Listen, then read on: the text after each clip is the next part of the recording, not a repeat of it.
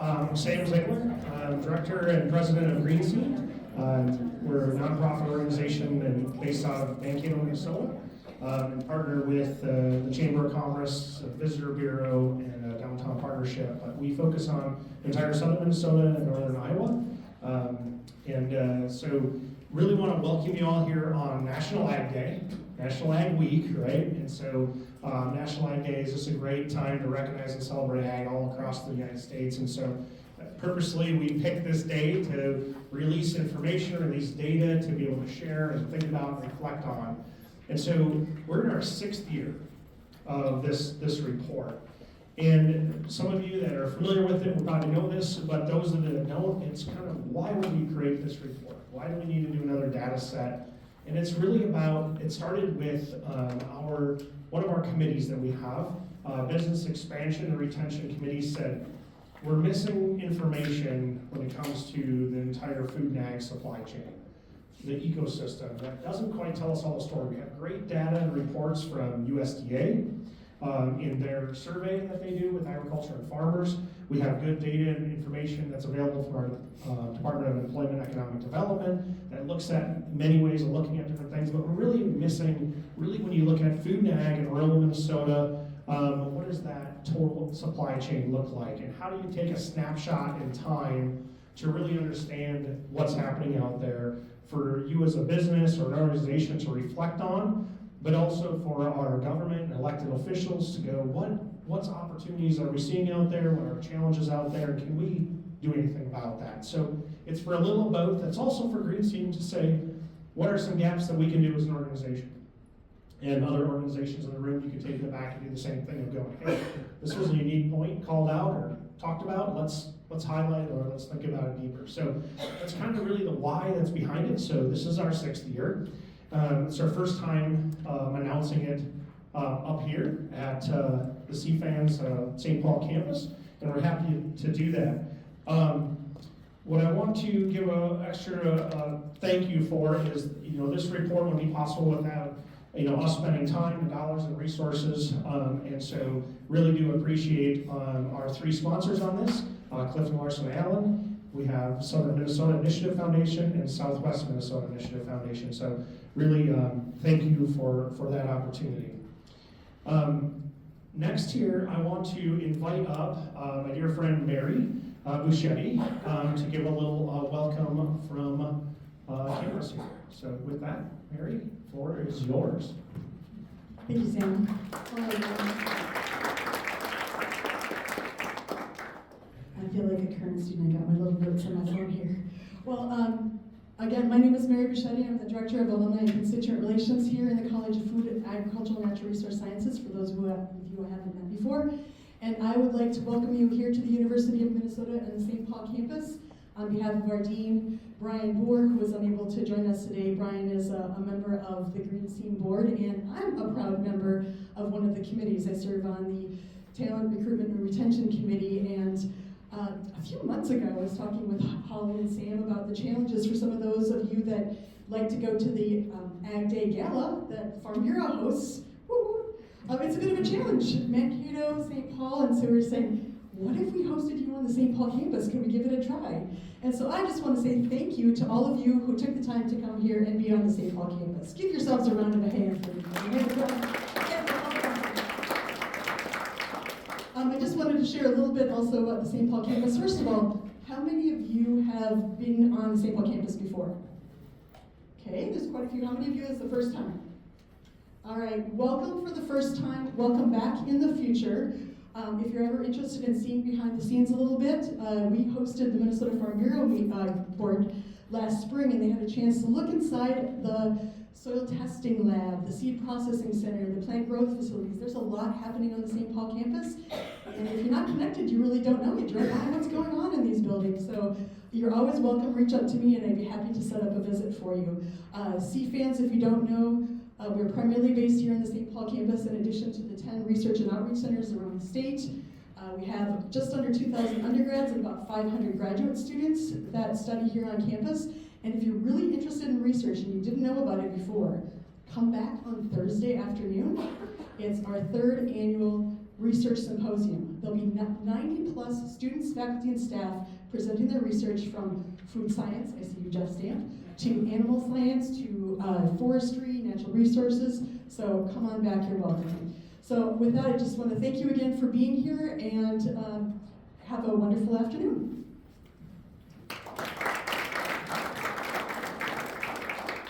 Thank you, Mary, and thanks for hosting us here. Really appreciate it. It's a beautiful building.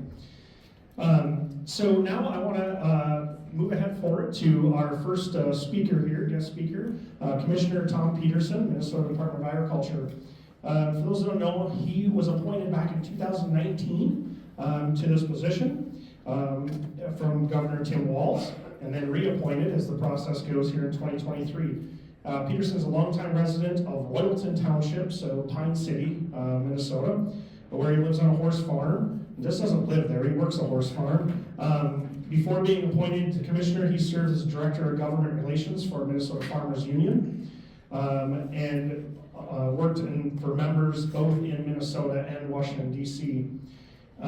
Prior to his work at Farmers Union, he spent most of his life working for his family and his own horses and farm business.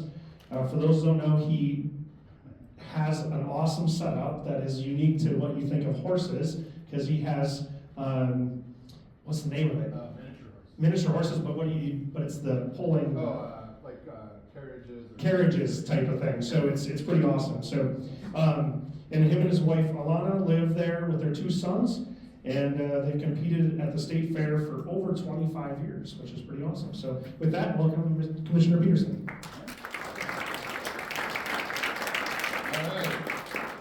Thanks, Sam.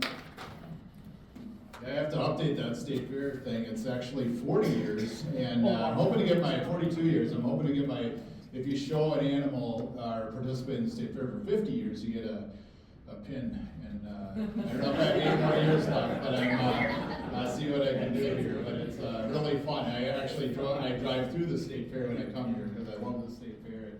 I love the relationships and everything that it brings you. The camaraderie of people that we've shown animals with their whole lives. But happy National Agriculture Day to everybody. I had the honor to read a proclamation on the front steps of the Capitol today. The governor was there, and he proclaimed today Ag Day in Minnesota. So happy Ag Day in Minnesota. And it's just great to be here and give you my quick take on the state of agriculture and kind of how I talk about agriculture in Minnesota. So, when I talk about agriculture in Minnesota, I always think about what is agriculture in Minnesota. And so when we think about that, I always think about, and I always don't say this too loud, but you know, there's 5.7 million people in Minnesota, 5.7 million people. There's 65,000 farms in Minnesota. Does everybody know what it takes to be a farmer in Minnesota by the USDA standards? $1,000. $1,000. So thank you, Commissioner, and you know, once a commissioner and always a commissioner. You're like me. I sold 3 horses, 2 goats, and a load of hay last year. I'm one of those 65,000. So when you really drill into that, and you look at like Wes Beck or somebody like that, and everything that they do, it's really important what those 65,000 farmers do. They generate. You know, it starts from the bottom and goes up, you know, and there's a few things when you look at the whole sector, $105 billion in sales. But the great thing about Minnesota, and these are got to be updated for 24, but I've done this my whole, you know, adult life. But our crop and livestock sector really balances nice in Minnesota. You don't always see that. That's actually the largest spread I've seen over the years when I've been doing this slide and previous slides with Farmers Union. I always say it's usually like 10 and 10. Or roughly that, you know, that we have 10 billion in livestock sales, 10 billion in our crops. And so it really depends every year. But that really helps us because like right now when our crop sector's down, cattle prices, dairy prices are up, kind of can balance each other out. So we're not all doing bad at once, that happens too. But it kind of is what it is. Talk about more about exports, but then also the jobs. You know, that those 65,000 farms bring 388,000 jobs.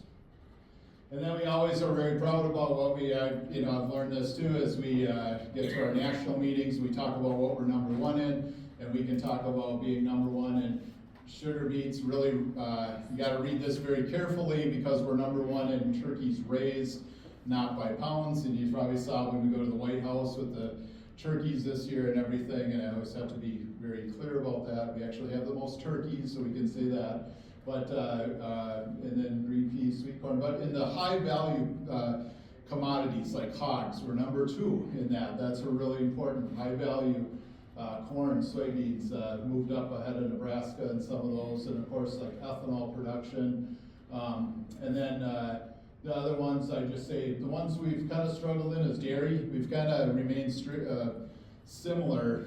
Probably the last 10 years, the interesting thing in dairy, hardest thing I open every month is the dairy farm count numbers, because they go down and down and continue. You know, we're down to about 1,800 dairy farms in the state. When I started as commissioner, we had well over almost 4,000. So you see, like, that's the trend we see all over. The interesting thing is we really haven't lost any cows. We've had roughly 450,000 cows for about the last 15 years. That number stays between 440 and 460, really doesn't change. Farms have just gotten bigger. My favorite thing in this slide is, I've been doing this for 6 years and I never realized we had mink pelts in there at #7. And I actually read the slide one day and I was like, oh, mink pelts. Anybody know how many mink farms there are in Minnesota? One? That's a good close. There's 7 permitted, but 3 of them don't have any, so we think there's 4. It's also a chinchilla ranch. I learned that as commissioner, so.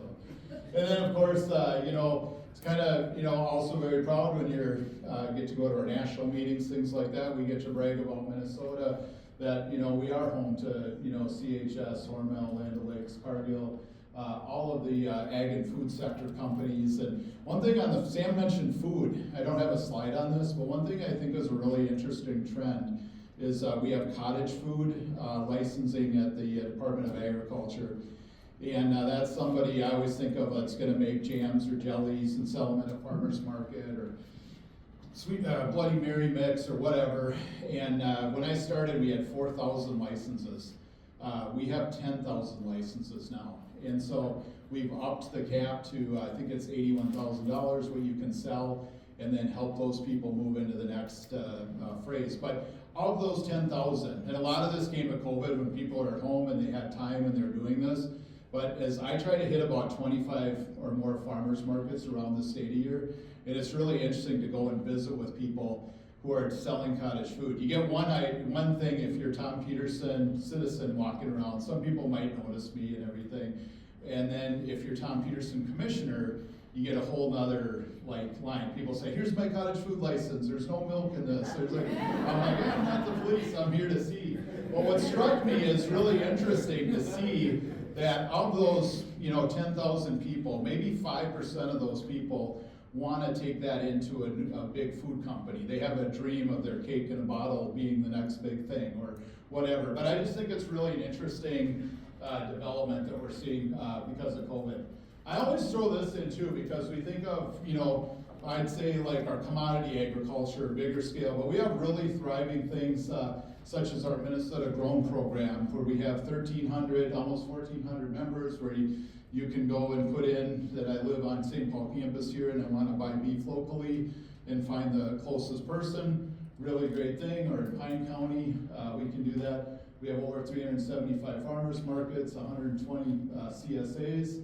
And then our organic acres in Minnesota, 916, well, 663 are farmers, 253 people process organic products. So pretty interesting. And then our acres, that stayed about pretty steady, probably for the last 10 years or so. Then here's some of the bigger issues we have, and try to not really could spend all day on all of these, but you know, tariffs and federal funding is really a big issue right now. Actually, right as we're talking now, and you probably saw this in the news, they're releasing the federal government, it's called ECAP, or it's the Emergency Commodity Assistance Program, where farmers are gonna get paid for losses on the major commodities, corn, soybeans, wheat, those type of things. That sign-up's gonna start tomorrow, so that's good news. And that goes hand in hand with our drought. I think that's the current map, actually, I don't know, but it shows that we already have D2 in our state, and that can change a lot, but it's a little concerning as we see drought being, you know, a big issue, so that's good news. But back to tariffs and federal funding. I'll be honest, it's been a pretty rough couple of weeks here. You know, I could refresh Twitter or X every other minute, and you find out tariffs on, tariffs off, grants frozen, grants not frozen, this person's hired, this person's not. So it's a little bit of whiplash for agriculture. I try not to get too excited. I try to just, you know, talk about the impacts that they would have.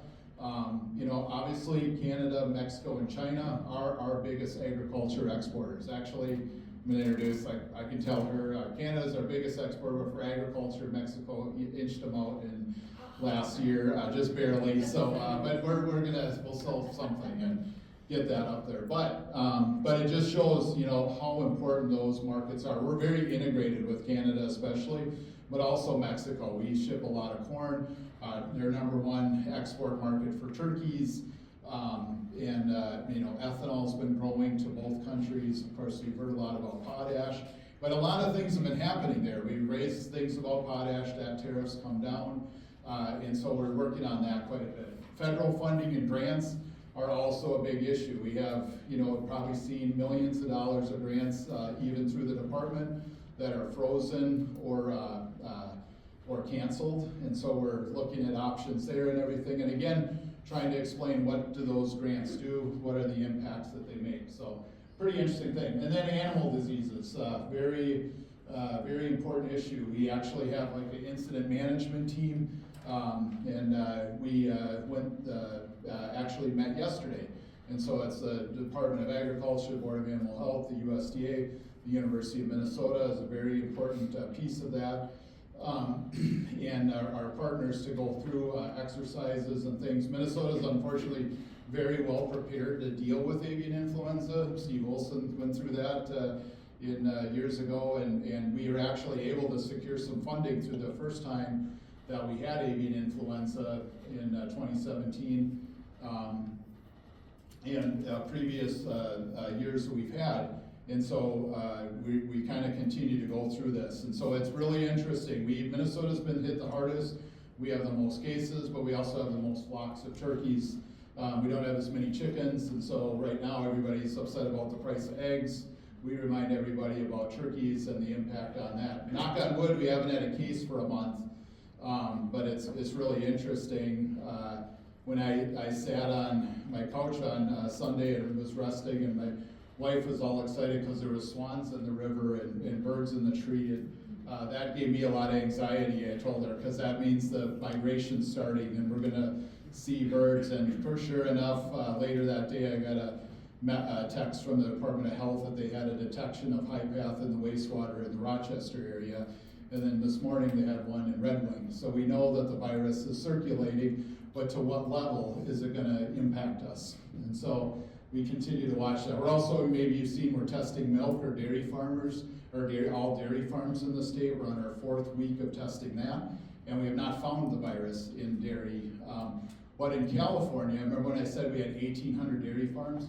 California has 900 dairy farms. They have had avian influenza in 700 of their 900 dairy farms. So our problem is a lot of our poultry are where our dairy are. So if we ever got that kind of situation, we'd be in trouble. You can see that here on this slide. Here's a mix of our dairy farms by county, our poultry farms with the dairy farms, and if you look at that central area there, I'm not going to press the pointer here because I'll press the wrong button, but you know, you can see most of you know Minnesota pretty well, and that is concerning, and so that's something that we work very closely with all of our partners on.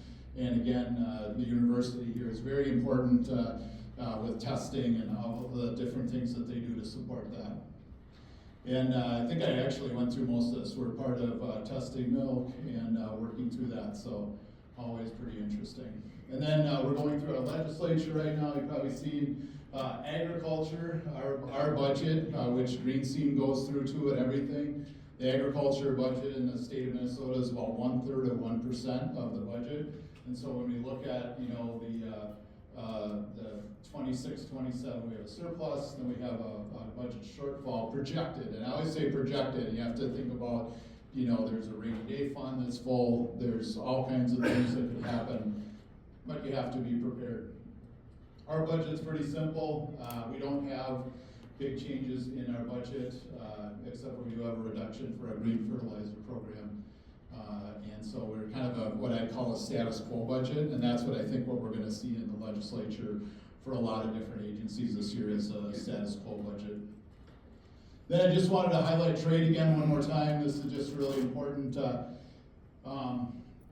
I think I've talked about most of this quite a bit. Oh, one thing we're really excited about is the Port of Duluth. We continue to really promote the Port of Duluth. It makes sense for North Dakota, Minnesota, sending our ships out there. We worked really hard, on Morocco. This is actually us with the Moroccan. He is the ambassador. I was going to say he was the ag secretary or the ag minister. The ag minister is Mohammed Siddiqui, who actually holds his PhD from the University of Minnesota. Pretty cool. When I travel the world, there's one thing I'll say is I can be in Philippines at a large feed company, and the guy's son is studying at the Carlson School. They've graduated from the U. They've done plant science at the U. It's pretty interesting that you see that around the world. And so pretty cool, but Morocco is really interesting because our ships fit into the Moroccan port really well. We've developed a relationship with them where it's a very personal relationship. I gave a hat to that to the guy in this meeting when he came to the Morocco port. He wore the twins hat that I gave him from Morocco, and they're working on buying DDGs as well as for our feed. So really important stuff there. I just want to highlight one other quick thing before I close. Is just kind of a case study of something that we worked on at the department. Is meat processing. When I started as commissioner, that was one thing I knew, that we had 6 months wait. Like if you got to send a animal to a local locker plant, you're going to have a 6-month wait. We have a changing marketplace or populace in Minnesota where there's a real need for halal processing, all these different things. And so COVID kind of made that even worse. And so, but what we did at the department is work on that a lot, where we worked on grants. So we have different programs that we have. We have a meat grant that trains students at the high school level to do meat cutting and processing, and then hopefully they can continue that at one of the in-state colleges like in Staples or Ridgewater, which also have programs that are newer, which is pretty cool. And again, we hadn't had a meat processing for almost 30 years in Pipestone. So that was a good thing. We have a training and retrain grant for the small processors to hire and train new employees, also a hard thing. Average age of a farmer is 58, the average age of a locker owner was like 62. And so we really need to work on that. Then we have grants if they're expanding in doing that. Then we got a $15 million grant from the USDA in late 2022 to establish a revolving loan program to build plants. So if you're anybody's from Northwest Minnesota, you're going that way in Waban, there's a great new plant there that we helped build that's doing just phenomenal things. We're close to having the plant in Wilmer built. That's going to be a lamb and goat halal processing plant, and that's a really big deal. But those were made with those investments. And then we have a liaison that we were able to get from the legislature. It's really hard because all these locker plant owners, and I probably get a call a week from somebody who's like, I'm going to get into meat processing and I'm going to start a locker plant, or I'm going to do this, but then they get looking at HACCP and all these different things that they got to do is really hard. And I don't have time to do that, and our staff doesn't. So legislature actually had us get a liaison too, who can help us with the grants and things like that. So hopefully we see, some progress there. But I just wanted to give it because one case study, even in the GreenSeam areas, we've had a couple of plants go online, and also keep the plants that are there, help them find a new owner, and keep those going. And I think that's it. Oh no, one more. This is a real last slide. Just always reminding people that don't know, we have basically a bank at the Department of Agriculture called the Rural Finance Authority. We have over $100 million in loans out that do all kinds of different loans. We have farm advocates who are free and confidential that help with a lot of finances for farmers. We're very busy right now. If you ever know a farmer that's struggling, a lot of times what I say, the advocates can buy farmers some more time, give them some options. And then we have our stress line. I actually just heard Monica McConkey, who's one of the counselors that we have. Ted Matthews is our other one. She was on the radio just driving over here and insisting like the calls that she takes. And I can tell you personally that I've sent some, people to them. So just always try to remind that. So with that, I'll just say thank you. I really appreciate that. I'm gonna stay most of the day, I think, and I'll be glad to visit with any of you during lunch, or during the break time that's coming up. And so I just really appreciate all the work that Sam does, and Holly and GreenSeam and your board of directors. I know Commissioner Bailey from the department, I don't think he's here yet, but he's coming over too in a little bit. So I just want to say thank you for that. And I get the honor of introducing our Consul General from Canada in Minneapolis. Beth Richardson is going to be the next speaker. And I can just tell you, Beth has been somebody who has really been outstanding to have here in Minnesota and have that relationship, things that we have. And I think that's what we've talked as an administration is so important, that the relationships that we had. I had the opportunity to travel with Beth and the governor to Toronto this year, and Doug Ford, he's been on the news a lot. And I had the opportunity to sit down with Doug, our Minister Ford, and our Premier Ford, and the governor, and just kind of watch the interactions. And it started off a little tense and a little hostile, or not totally like that, but by the end of the time they were playing football catch in his office. And but I think those things where they have that deal where they can call each other, or we can call and we can visit about issues that we're having and keep that doorway open, because we are very integrated. For the GreenSeam region specifically, for the hogs that are in that area, Minnesota being number 2 hog producer, we import 750,000 isoweens a year from Canada, mostly from Manitoba, some from Saskatchewan. A lot of that has to do with disease and pressures like that. And so as we work through this, the Consul has been very helpful in us in setting up meetings with our Manitoba counterparts and others. So it's an honor to introduce Beth, and so help me welcome Beth Richardson, our Consul General from Canada in Minneapolis.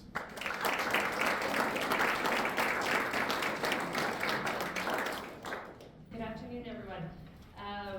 So I'm from Canada, and usually people don't talk much about Canada, but the world is changing. The government of Canada has such an expansive relationship with the United States that we have a number of government offices. We have 12 Consulates General, which is a federal government organization across the United States in addition to the embassy. So Evan Burt, who some of you may know, and I, and about 20 other people work in Minnesota to try to expand relationships between Canadians and people from 5 states in the United States. So Minnesota, Iowa, Nebraska, North, and South Dakota. It's a pleasure to be with you here. I have learned so much about agriculture since coming into this job. My parents were in the military, so we didn't really have a chance to learn, but it's really been very special to learn everything that I have learned about the dynamism and innovation in the ag sector since I arrived. Thank you very much to Commissioner Petersen. He's been such an advocate for the Canada-Minnesota relationship, which is enormous. I think most people who are in this room have done business with Canada. You have a good sense of the interrelationship, but for many Canadians, it's actually quite a surprise that we do over $20 billion worth of trade with Minnesota every year.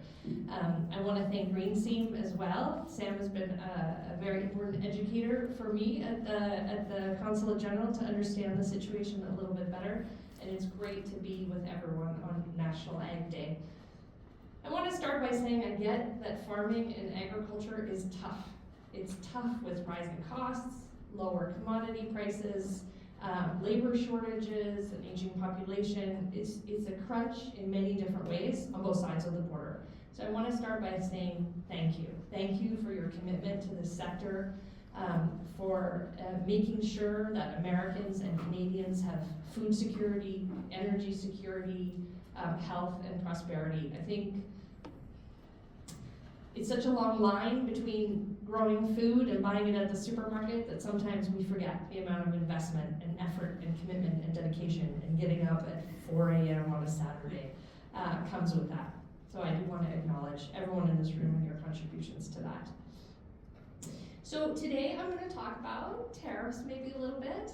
I think that's on everyone's mind. It was funny the joke that Commissioner Petersen made, because I'm also of the same view. Like, I left the office like 2 hours ago for another event. I'm telling you what the picture was 2 hours ago, but it may have changed in terms of tariffs. So Canada and the United States have the largest trading relationship between any two countries in the world ever. And I think probably the vast majority of Canadians and Americans don't know that. It's about $1 trillion a year in trade back and forth. Far larger than America's relationship with China, America's relationship with Mexico, although kudos to Mexico for being #1 on agriculture this year. And we've had free trade for 35 years between Canada and the United States. And so over those 35 years, we've specialized on both sides of the border according to our comparative advantage. So tariffs are going to be a little bit like trying to disentangle a sweater back into its component balls of wool. It's going to be very, very bumpy. So my understanding today is that there's 2 tranches of American tariffs on Canada and 2 tranches of Canadian tariffs on the United States. US tariffs on Canada are at 25% for about 70% of our merchandise trade with Canada. So it's on about $250 billion worth of goods. So tariffs are an import tax. So as American businesses import from Canada, they will pay a surcharge of 25% to the US Treasury. Now, we have counter tariffs in Canada, 2 tranches worth about $40 billion. So like 20% of the amount of tariffs that the United States has put on imports from Canada. So that means that if you're exporting to Canada, the company that is doing the importing, the Canadian company, will pay a tariff of 25% to the Canadian federal government. It's a way to create inefficiency and cost. Welcome. Canada and the United States have very similar economies. We have the same labor standards, sometimes higher labor standards and environmental standards in Canada. It's difficult to make the argument we're a national security risk to the United States, since we are also a domestic supplier to the U.S. Department of Defense in terms of their equipment. And it's hard to argue that there's dumping by Canada, since our trade balances are quite even, actually. So I did want to clarify today's understanding of tariffs, although that might change. And then I wanted to think through, like, what's your average day? How are tariffs going to impact your average day, or my average day? So I started with breakfast. I'm a huge fan of bacon. I probably shouldn't be, it's not good for you. But Fine. Minnesota, as Commissioner Petersen was saying, Minnesota imports a whole bunch of hogs. Partly that's because we don't have enough slaughter capacity, processing capacity in Canada, so we send our hogs down here. So those hogs become 25% more expensive when they enter the United States. They're processed into bacon, which gets re-exported back to Canada. So then my bacon becomes 50% more expensive in Canada. Then you go fill up your tank. Well, 96% of the oil sold in Minnesota is Canadian. Because there's 2 large refineries in Flint Hills and in St. Paul, and they only can process Canadian oil. So that's tariffed at 10%. So then price at the pump goes up. The estimates right now are running about 30 cents a gallon. We'll see how that plays out over time for that oil. Then you go out to fertilize your fields, but guess where you import all your fertilizer from? Canada. And potash, one of the components of that fertilizer, actually is not produced in the United States. The next 2 largest suppliers of potash are Belarus and Russia. So you can import from there, the quality is lower and the cost will be higher even than the Canadian amount, even with the tariffs, given the transport distances. Good news story on combines and tractors, you produce them here. However, they're made with steel and aluminum from Canada. So while the manufacturing capacity is here, a lot of those parts are sourced from Canada, and the United States doesn't produce enough aluminum for its own needs. It needs to import the vast majority of that from Canada, same with steel. And then we won't even talk about the beer. The beer is in fact yours. The can comes from Canada.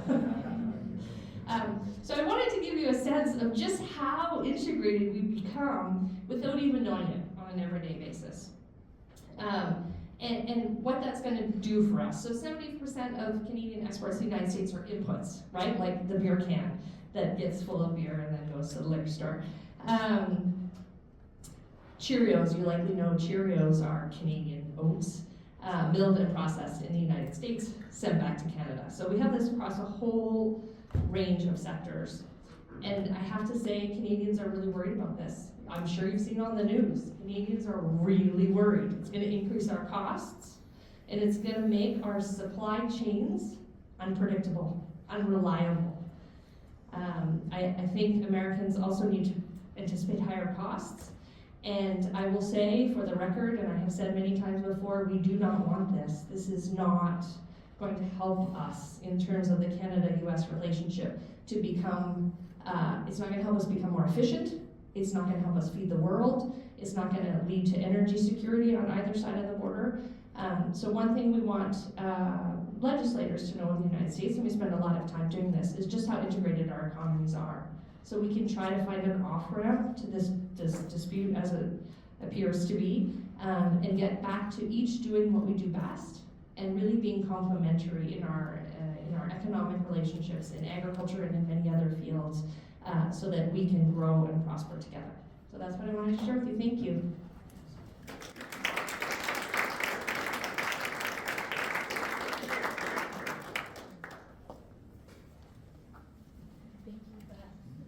We have just about 10 minutes left, so Beth, would you be interested, if there are questions out in the audience, to answer any of those? Are there any questions that come to mind as we've been listening to Beth share about some of these day-to-day impacts that we're going to see in food and ag? Any questions that you have about that trade partnership that we have with Canada? Or advice. Or advice? Tim Penny. NAFTA vis-a-vis USMCA, pluses, minuses as we went through that transition? So the USMCA was negotiated by President Trump, you likely know, in 2020 and came into effect in 2021. NAFTA was signed into law in 1994. And I think when President Trump in his first term talked about renegotiating, we weren't sure the parameters that he was looking for, so I think it did cause a bit of concern in Canada. But essentially, the USMCA is better, more modern than NAFTA, and Canadians are very happy with how the USMCA is working. It included additional chapters on intellectual property protection and all these things that were not a feature of trade agreements in 1994. We updated the environmental regulations and the labor provisions. So for us, that has been a success. Sorry, I'm not sure if that's me. Could be this one. Okay, you're good. The way USMCA was constructed, sorry guys, just shout. The way USMCA was constructed was that after, in 2026, there would be a review. Not necessarily a renegotiation, but a review, so that both parties, or all three parties would be satisfied with how the agreement was working. And that was because we let NAFTA get stalemated, right? So we worked in a system for review. And any of the three parties can reopen the agreement for renegotiation at any one country's request. So while no country has yet said they would like to renegotiate USMCA, I think it's likely in 2026 we will. We've already done our domestic consultations. In Canada, we're ready to go on a renegotiation, and we'll look at any of the irritants that exist. We all have irritants on all sides, and we'll deal with them in the like the commercial lane, not the geopolitical lane, if we can get there. Does that answer your question? No, that's great. Okay. Appreciate the overview. Can you talk specifically about dairy and potatoes? Ooh, I'm not sure I can talk about potatoes. Evan might know. I can talk about dairy. So, countries like to protect certain sectors for all sorts of reasons. The United States protects sugar. It has like a system to make sure that sugar producers get a certain amount of income.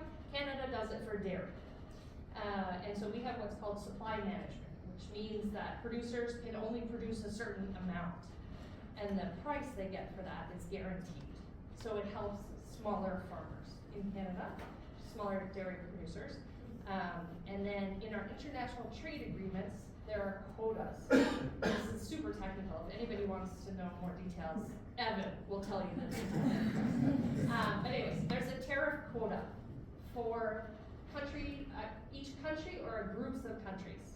So Canada has a tariff quota for rest of the world, which the United States exports to. And President Trump pushed very hard for us to increase the quota for U.S. dairy production, which we did. And so since USMCA, dairy exports to Canada are up 45%, so over $1 billion, but still not meeting the cap of the quota.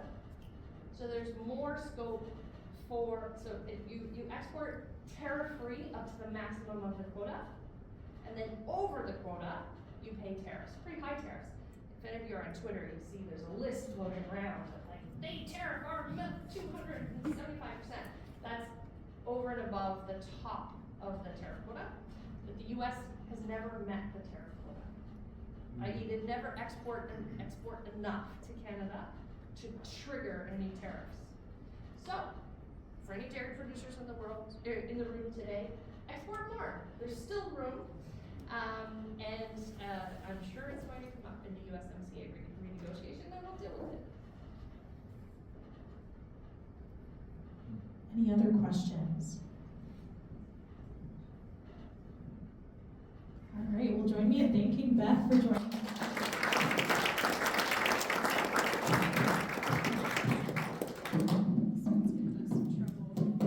Well, I don't know about you, but my takeaway is that our largest, the U.S. and Canada's trade partnership is the largest trade partnership between any countries ever. And I think that's not always a story that gets told and will be impactful to our day-to-day as these things unfold. So thank you for the very timely conversation.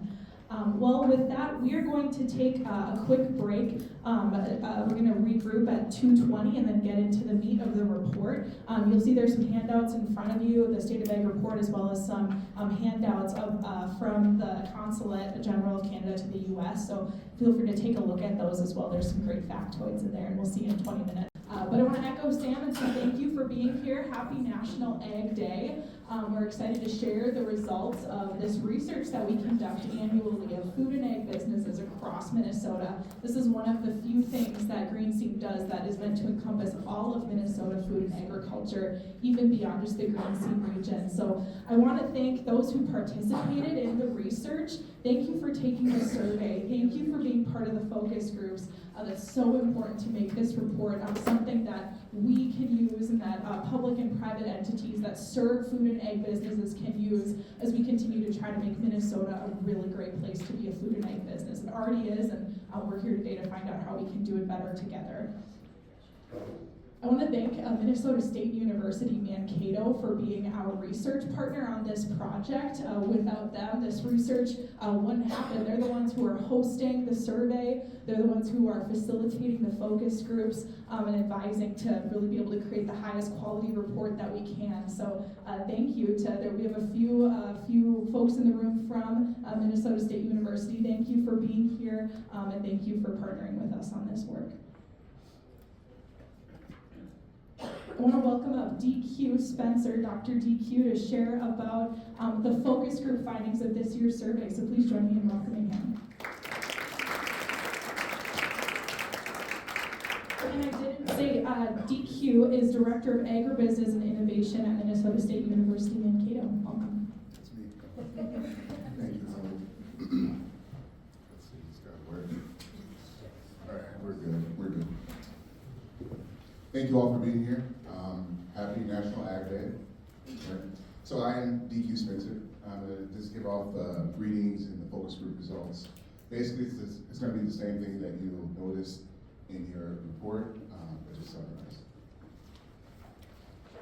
So I'm going to double dip a little bit from what Sam said. This report is very important to the state of ag, right? It's important to agriculture and the community. It's important to how we understand what's going on and how we can resolve some of the issues that we have. So as we know that ag has been a backbone of our economy for a while. It's very important to this area, it's very important to the nation and to the world, right? So Before we get going, I do want to thank everybody. I'm going to steal Holly's thank yous a little bit, just repeat everything she said. So thank you for all that she said. Thank you to MSU. Thank you to our supporters, our leaders, and thank you everybody who participated.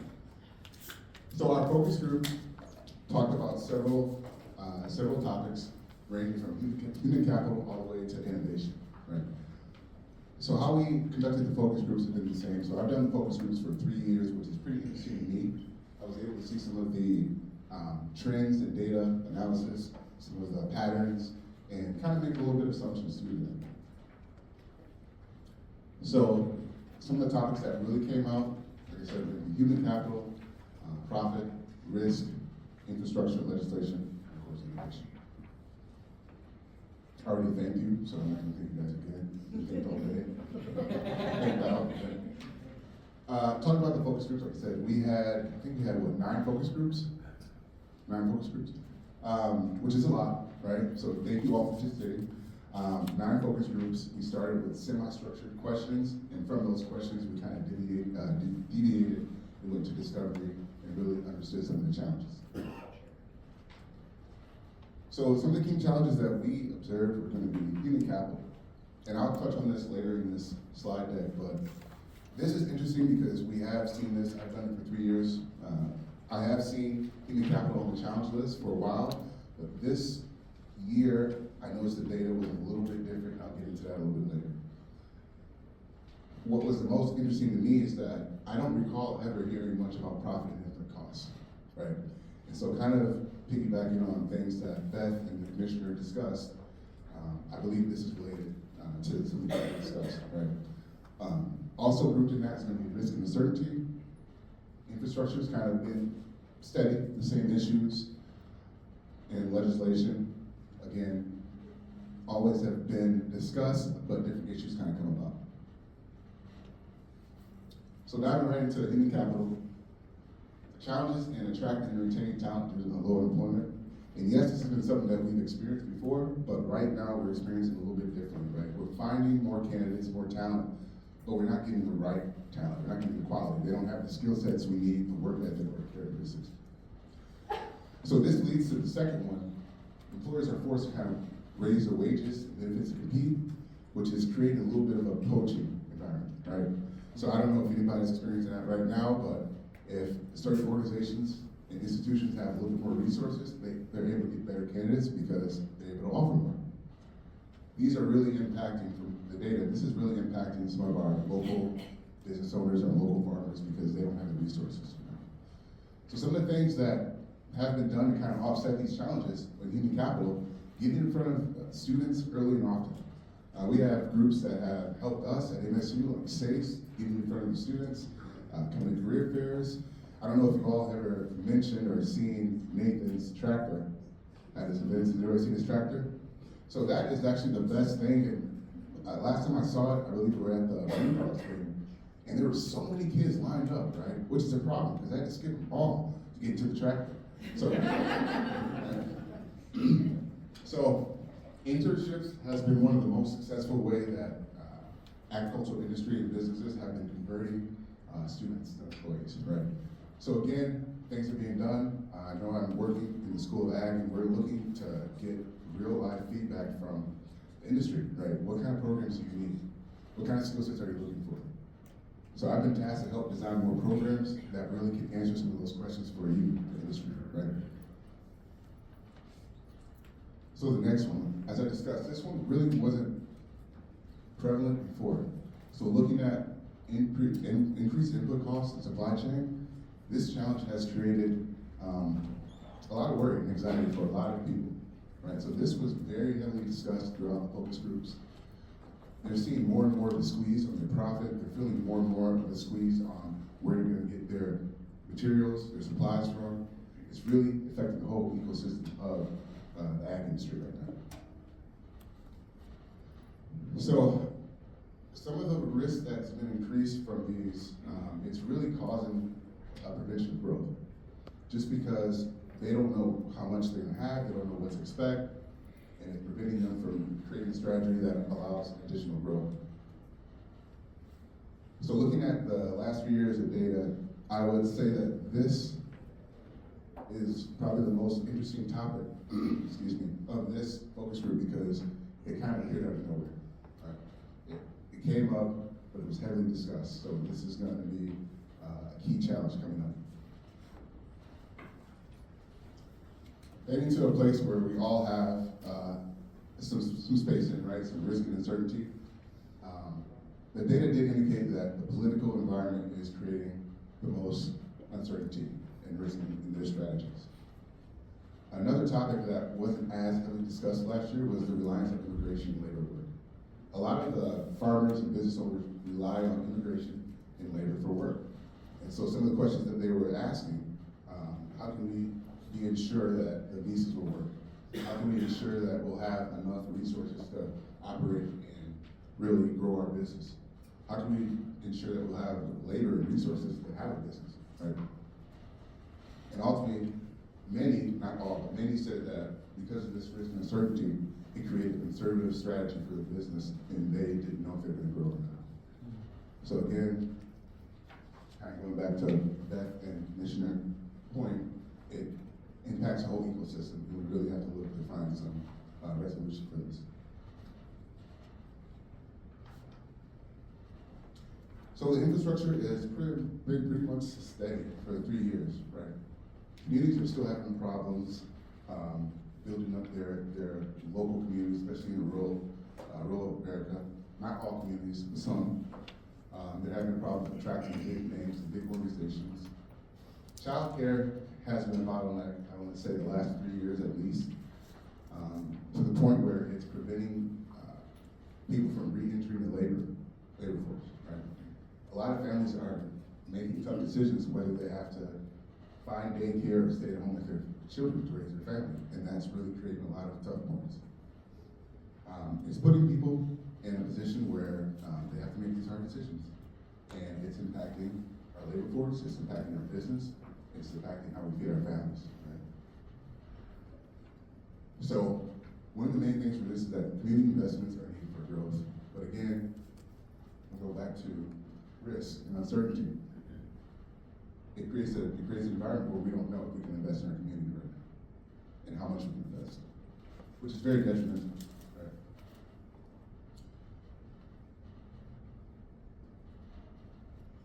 So I want to preface this before we started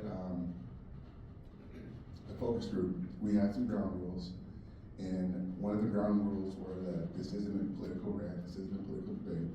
Although there were a couple, and Holly can probably vouch, there were a couple of focus groups where fisticuffs almost, right? Even though we're in virtual fisticuffs, didn't work, but we got through it, right? And it's very imperative that we create that honesty and transparency, because that's how we do this as a team, right? As a community, right? Being transparent allows you to have that conflict, that constructive conflict is what we need for resolution. So, yes, that was good to have that kind of conflict on there. But a lot of things we're seeing is that although there is capital, access to capital is very challenging. Access to the capital because of the paperwork, the fees, the filing fees, the regulations, the understanding of the law, the understanding of your business to a certain extent is making it really hard for local business owners and farmers. A lot of them mentioned that they may even have to hire someone in addition just to do all this, right? I remember one conversation from the focus group discussed the fact that there is access to capital, but by the time you fill out the paperwork, 6 months later, then you get the paperwork back, maybe potentially capital, or maybe a denial letter. So, there was discussion that said there are a lot of positives from the legislation, and that there's a lot of opportunities for improvement, but it is going to take a lot of support, which we have. We went to the state capitol and really talked to our leaders, our senators, and really got their support. They're all on board, right? They understand the importance of ag and how it affects our economy, and they're on board.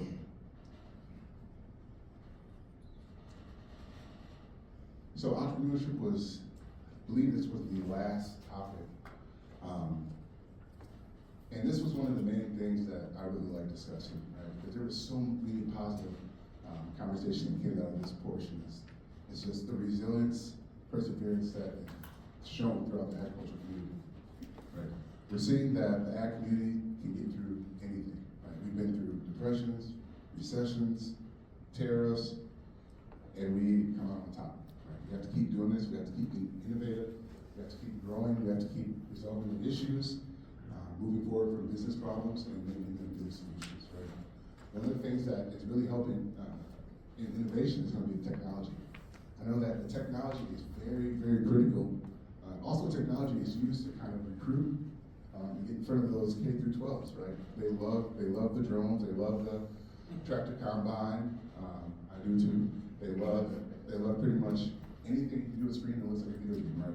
But that's what is emerging as relevant technology in the ag sector, and that's what they love. So, again, the way that the community collaborates and function as a whole is definitely going to help get through these challenges.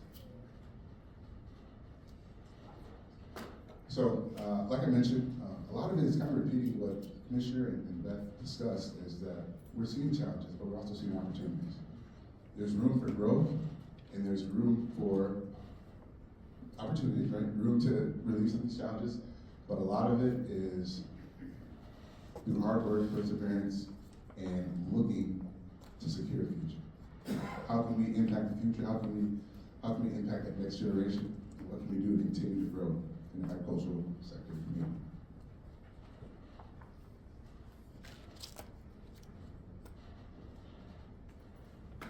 Thank you for your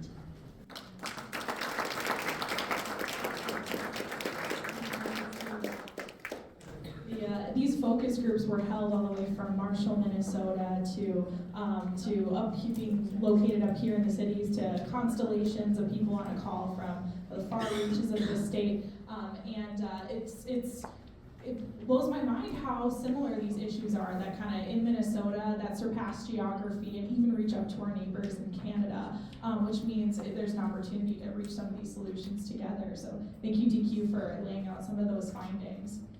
I want to welcome up Dr. Formanek and Megan to come share about some of the findings of the survey portion of this year's research.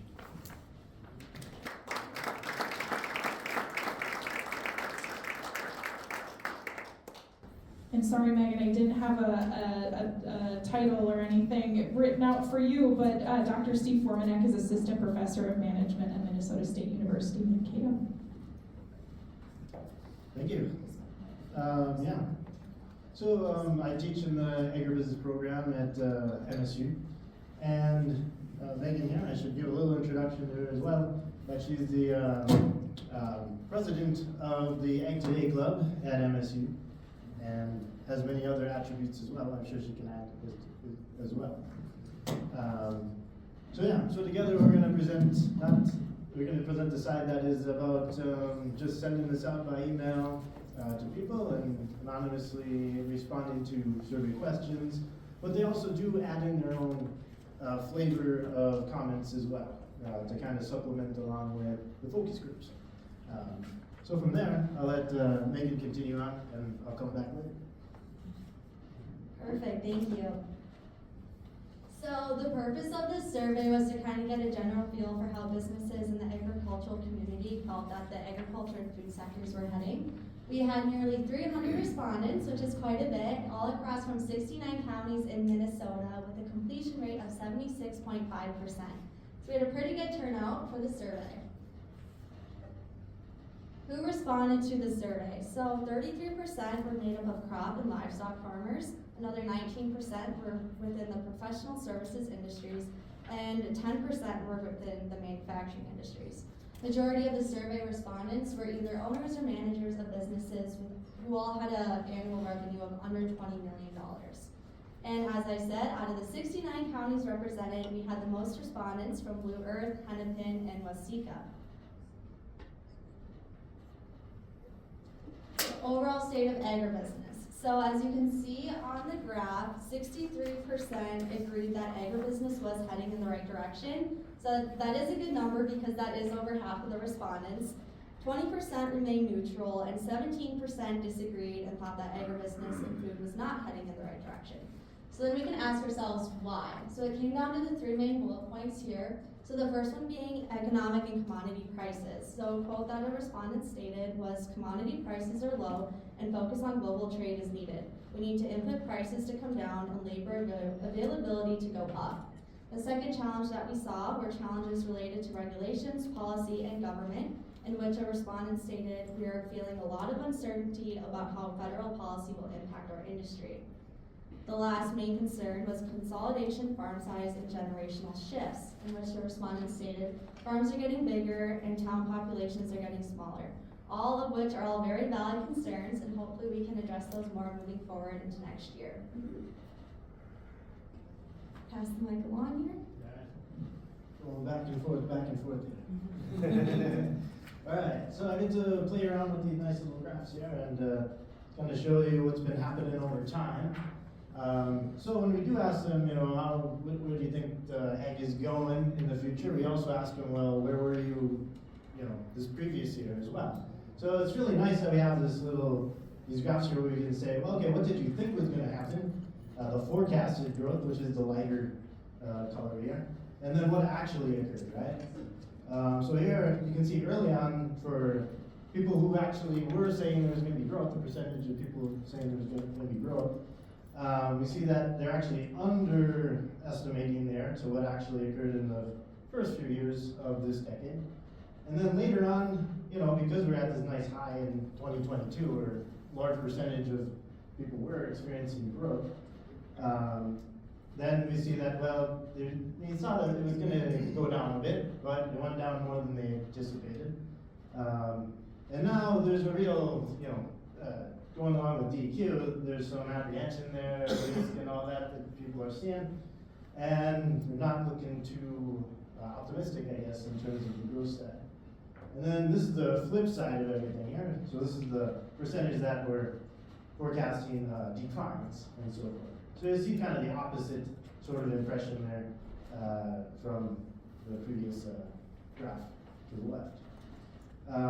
And again, you'll see that, they under forecasted decline previously when it was a little worse than they had thought was going to happen, essentially.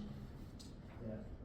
So, what's causing some of this? Well, a lot of what DQ is talking about is what's going on, what they're talking about, the high input costs, tight margins in the markets nowadays, as well as interest rates. They're still not coming down too much, essentially, right? So there's still some worry over that. And again, that goes along with access to capital and all that, so you have to pay interest on this stuff. So people aren't looking as much maybe to expand as you're talking about. Although we did see some people say that they were looking to expand, but it might be for some certain reasons, try to survive and so forth, which we'll get to. Other things that were mentioned as well is government policies and regulations. So again, uncertainty is coming up. I'm glad when it matches up, sometimes between us and the focus groups. Otherwise, it gets a little weird. So anyway, so that was one thing they're talking. New administration, the tariffs, as we've been talking about a lot today, and so forth. Right? So the idea of growth for the people who are thinking about growth is that, well, you might have to go into other markets or other products and so forth if you are struggling currently, right? So there's that sort of impression that you seem to be getting a little bit from some of the respondents. Also using technology to improve the processes, It's kind of like when there's a recession or something, you think it's happening, there's a lot of people who go back to school, right? You gotta revamp, get yourself ready for when things are gonna be good again, right? So that was kind of the story I was kind of getting from this side of things. Moving on, what's impacting business performance? Well, the 3 top growth promoters, we'll see over here, happen to be consumer demand. Makes sense, you can't really grow without selling something to somebody, so pretty straightforward. And every year we always seem to be seeing something about we need more talent and all that, and that's what's really going to drive growth, right? We need more people. Even though we'll replace some people with technology, we still need people anyway, right? And then, again, in order to grow, you need capital. And so that's obviously something that should be worried about as well. And should be something that would promote growth, obviously. If you can get money, you can grow. Some of the challenges we saw, again, kind of mimics what we've been talking about before, with the rising costs and the supply chain issues we were talking about, and taxes as well, which nobody likes, but we gotta do. So, going along with this whole idea of growth I was talking about, we have a little bit of longitudinal data here that's showing that overall, the percentage of people who are thinking or going to, or saying yes to growth in the future is about the same in the last few years, but there's a bit of an uptick on the yes side compared to the maybe. So, there's a little bit of hopeful optimism of growing in this case. Alright, so, what are the greatest cost challenges? I think again, this is kind of reiterating some of the points we're talking about. The input costs, things are becoming more expensive, and even more expensive because of tariffs and all that, right? As we were just having discussion about as well. So it's something that's not really going away and a major concern, and I think it will continue to be a concern depending on how the tariff war shakes out. And again, taxes are in there, and I guess this is something we haven't talked about yet, which is rising wages. And that's particularly something that manufacturers and processors are worried about more so than agricultural producers, who are more concerned about the input costs rising. So, alright. Now, again, we were talking about technology. Technology is cool, that's how you recruit the students, that's what he was talking about. And actually that was something that kind of fits in one of these categories that we're talking about. Let's just look at some of the major ones here. So managing data and analytics for decision making. So of course that factors in with AI and all that, that everybody is trying to harness and trying to get more insights and trying to make better decisions, right? So that was something that people were responding to, saying that they're into that. Next thing is automating tasks and processes. Again, that's something that just continuously is going on year after year. And we're doing things like using drones and all that cool stuff like DQ is talking about to help recruit students, but also it makes it so we have less people we need to be running through fields and all that and checking how much water got on the plants and what condition it's in and all that good stuff, right? That's always the thing that the students love to see when I take them on field trips like that. They're like, let's see the drones, let's see them fly, let's see what's going on. Finally, enhancing customer interactions and engagement. And I think this goes along with recruiting as well. It's like a marketing that they're using technology for, and it's definitely a marketing tool. Social media and all that would go under that as well, right? All right. So, workforce. So, this is always something that we hit on every year as well. First graph over here is just talking about percentage of businesses planning to maintain or increase the size of their workforce.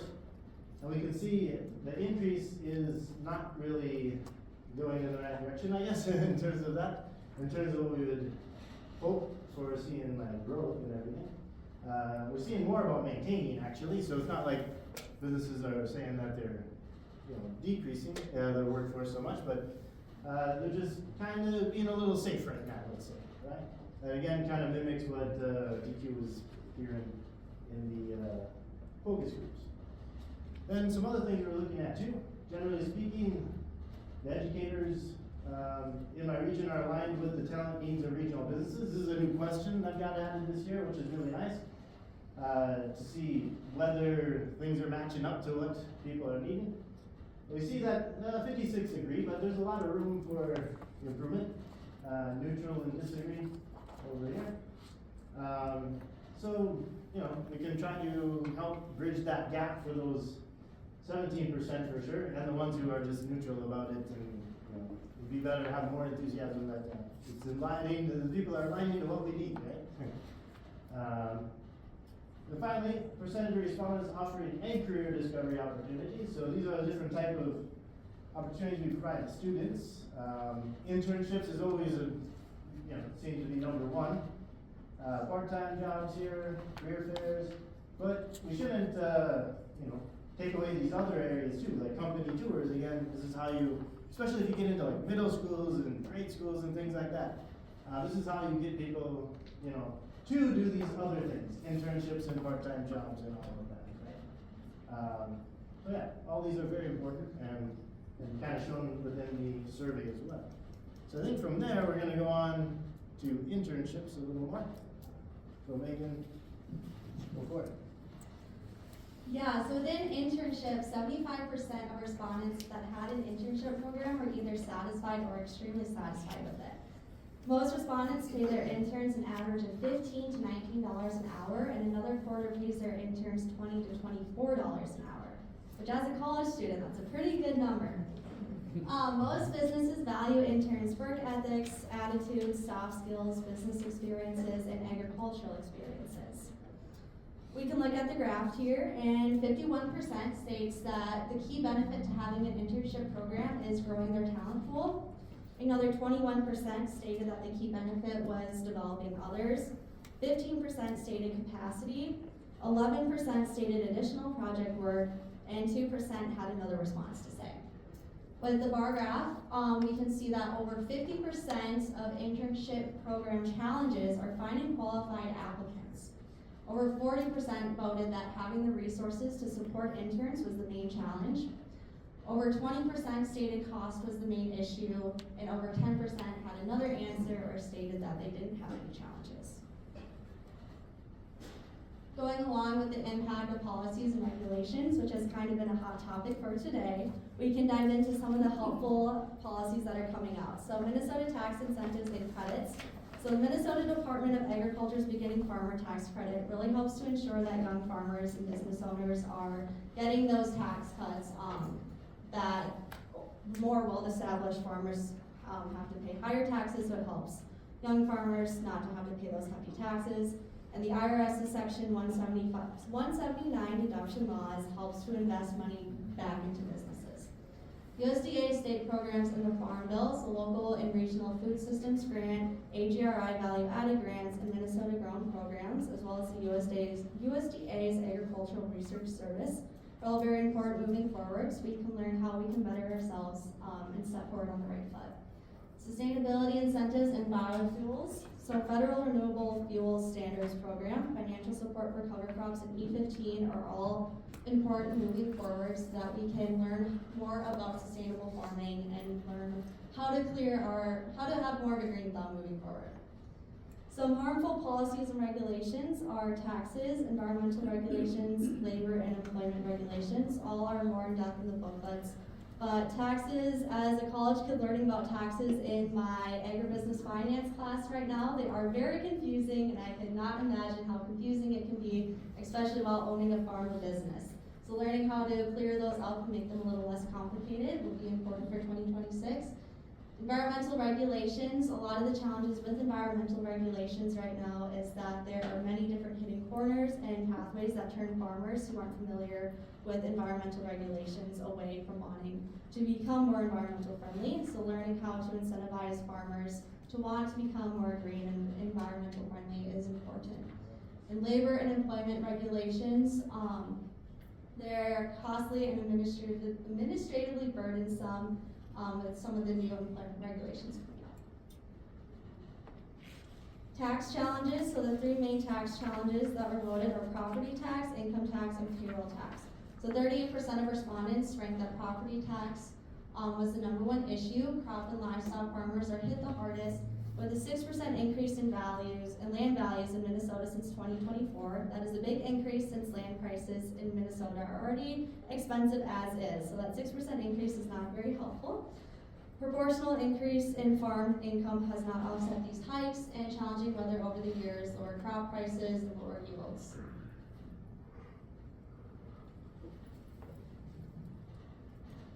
So I guess that comes to the end of our presentation here. Just sum up a bit.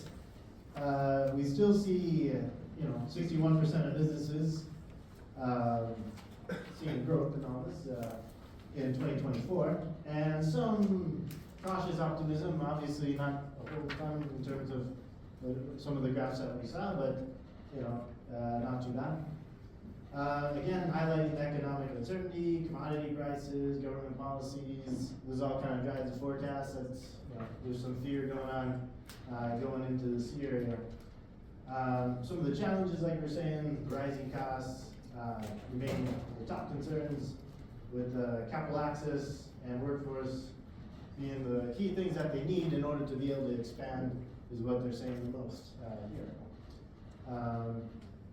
The policy and regulations, as Maggie was talking about, are also important factors that are going into the minds of food and ag people these days. Tax incentives and sustainability programs, particularly things that respondents were saying that they would like more of and be able to take advantage of more and so forth, in order to help them grow like they want to. And then some of the things that they find challenging is environmental and labor regulations, trying to meet them and still be able to be profitable and all that, and not spend too much time on them is what they would like. Technology, we saw again, some of the data management, automation, were some of the top tech priorities for people. The hiring trends are cooling, as we were seeing there. There's more of a dip, or maintain, or actually maybe reduce, but mostly maintaining. But it's still, we're somewhat steady. And then looking ahead, you did see that there is a significant amount of businesses still planning to expand and diversify into other areas and so forth. And I think that's to kind of counteract the risk that they see. If you put your fingers in more pots, one of them will probably be sweet, right? So, then industry and education alignment, that was something that we had new in this particular survey this year, to see how well that was matching up. It wasn't too bad. Over 50% said that who they're looking for they can find, but could do better. And then, obviously, the turbulent times and everything, long-term resilient strategies are going to be essential going forward, and that's what we're kind of seeing out from this survey this year. So with that, thank you for listening. Thanks for everyone who was talking and listening. And I think next up we're going to be doing a Q&A with all of us too. All right.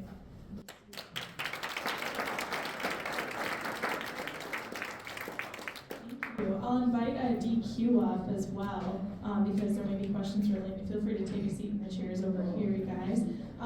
The challenges are real, right? And a lot of them are cash related, and that's no fun, and that can feel like, well, until there's cash again, what are we gonna do? But we see that there are these solutions, and that there are these strengths that are still, that we're still hearing from the food and ag businesses. One question that we asked in every focus group was, why are you in ag? Like, we've been talking about challenges this whole time, why are you here? And it's because of the pride that they take in being the 0.5% of people who feed the world. It's because of the resilience they see in this industry, weathering economic recessions and depressions, and what we talked about.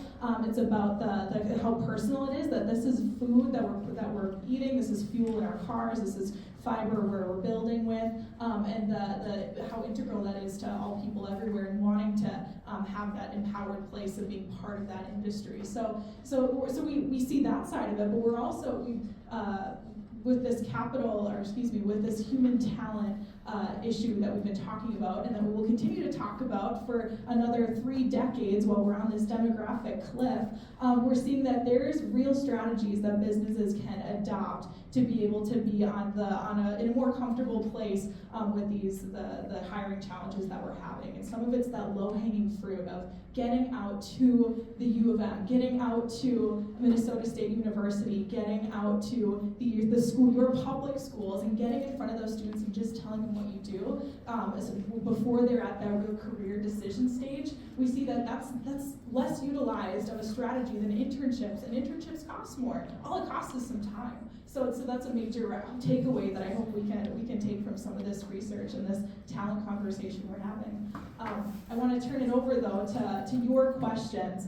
Is there anything, as you're looking at this data, or comments too, anything that you would maybe augment what we heard about today in some of this research. And I'll pass the microphone to our researchers to answer your questions.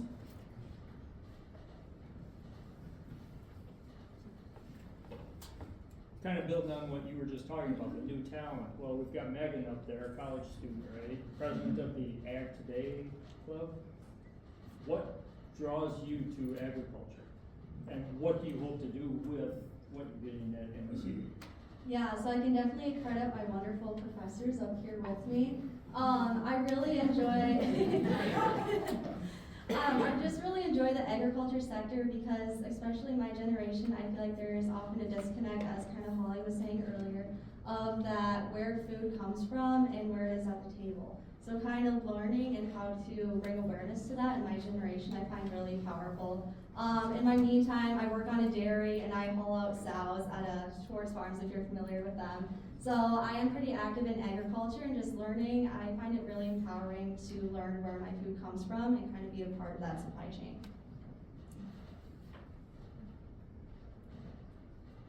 Follow up on that. Do you hope to stay in the agriculture or more of the agribusiness, or we're not gonna hold you to it?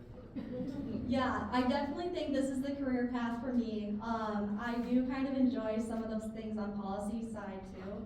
So maybe looking in that direction, but I am only a junior this year, so my doors are pretty much open to whatever gets. I'm kind of doing things like this to explore what I like and what I don't like, so I know it's what I want to do when I graduate.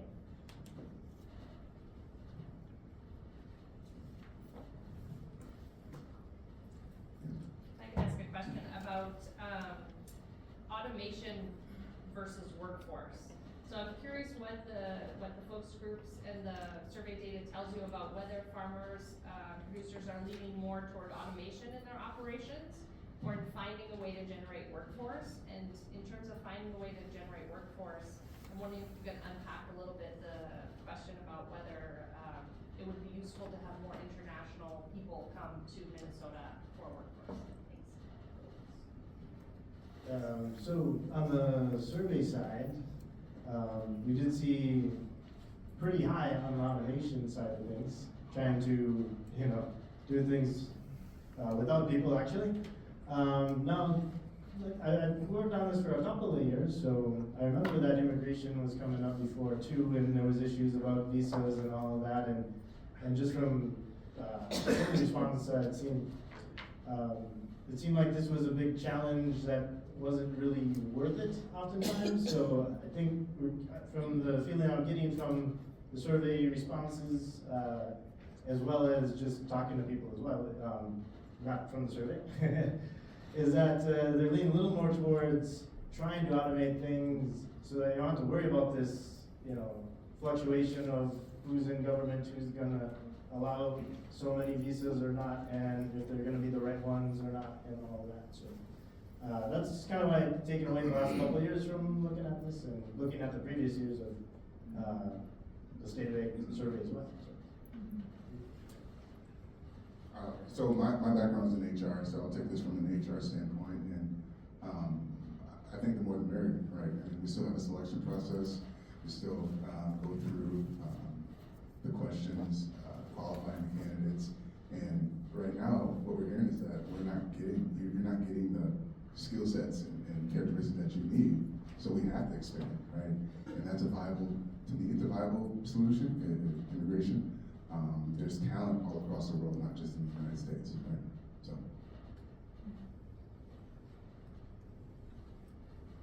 This question is maybe more for Sam and maybe Commissioner Petersen and Tim Petty and some of those others, but from, again, catching a cold, but top of mind, what kind of sticks out to you as what are paths forward?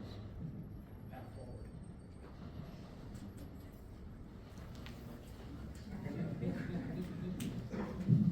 So path forward regards to the immigration part, or path forwards to which? Anything that you saw up there, kind of, what's top of mind for you to say, all right, here's something we can.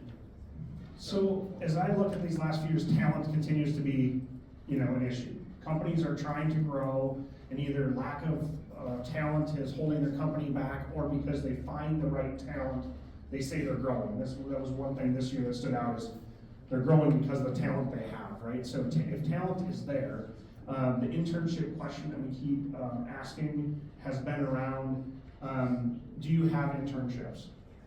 And those that have internships are seeing success in it, but they're struggling to find enough applicants. Students, they're here, apply, okay? And then those that do not have internships feel it's about the cost and their time resources to start an internship. So how do we bridge it, right? How do we bridge with our educational partners? How do we bridge it with other companies mentoring businesses that don't have it to allow that talent component? That ripples into the question that Beth had about international part. We've seen a similar kind of vibe of, well, we haven't done it, but I'm interested in knowing more. I think the number in your report is 34% of respondents said that they would possibly consider. It means those that are looking for information and getting the information and trying to figure out how to make it work because they are struggling to fill a talent. So that's specifically on the talent side. But if Tim or Commissioner Petersen want to add to that, to Steve's question, feel free.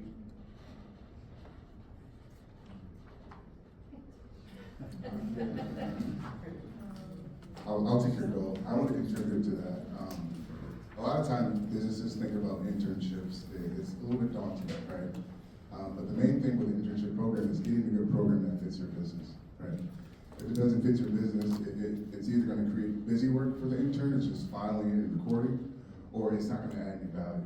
And what we want to do is add value with our, speaking from MSU, add value with our students to your businesses, right? Another thing that we're doing from our side is I'm leading a task force where I'm asking the industry, what do you need? Do you need soft skills? What competencies do you need? What type of skill sets do you need? What programs do you need us to look to have so we can provide resources for you, right? We're a service community, and that's how we want to present ourselves. We want to serve you. What do you need, right?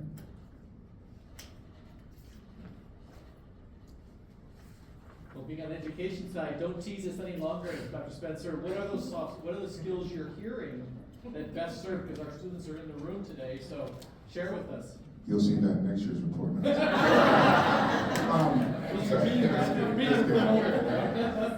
Next year.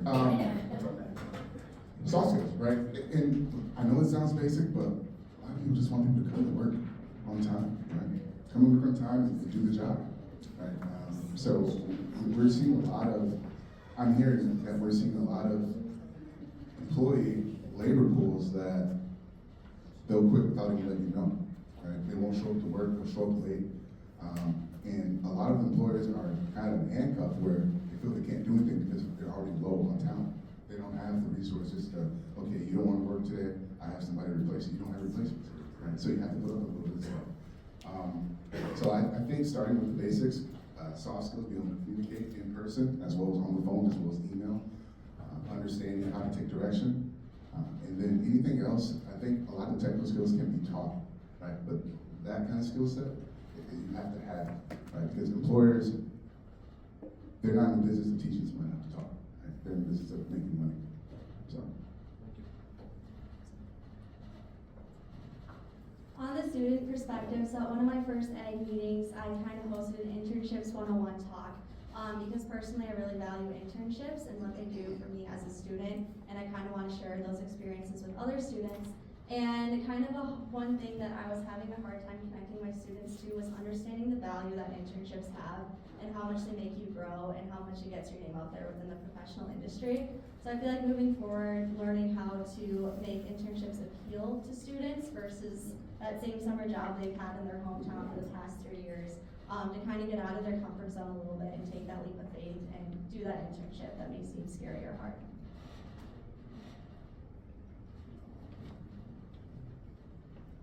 Lastly, before you look down, some of the things that I tell my students is do an internship. I'm a huge advocate for internships because it's easier to find what you don't want to do versus what you want to do. You know, when you're young, you're taught you can do anything. So as you grow, you're like, oh man, I don't want to do it. I can really do anything.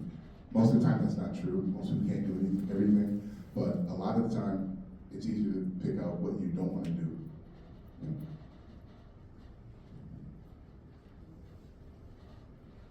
Not that it was in your study, but being senior and towards the end of my career, I would offer to your students, use your initiative and reach out to somebody to be a mentor. Network in the next hour with these people here and ask if you can follow up with them.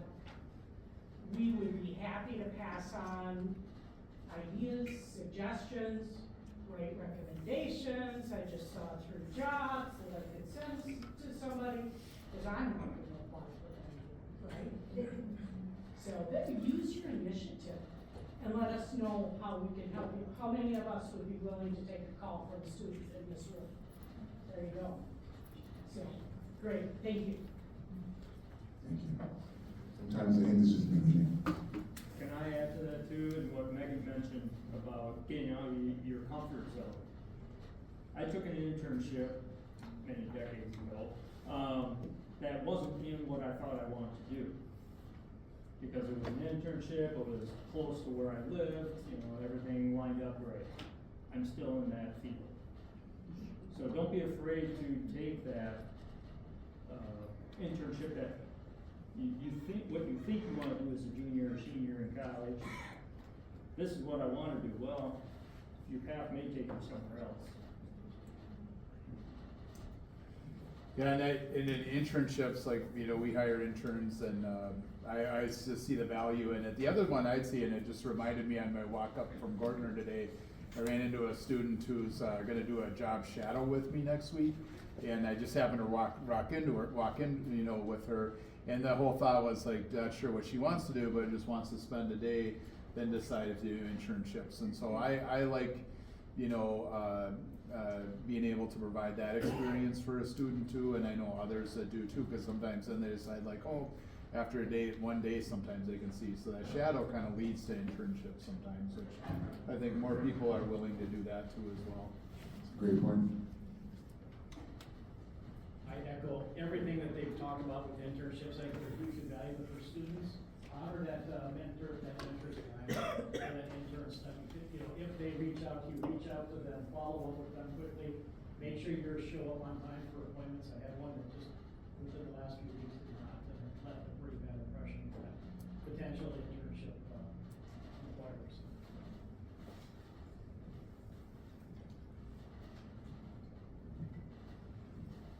Let's see, we have time for one more if anyone has a final comment or question.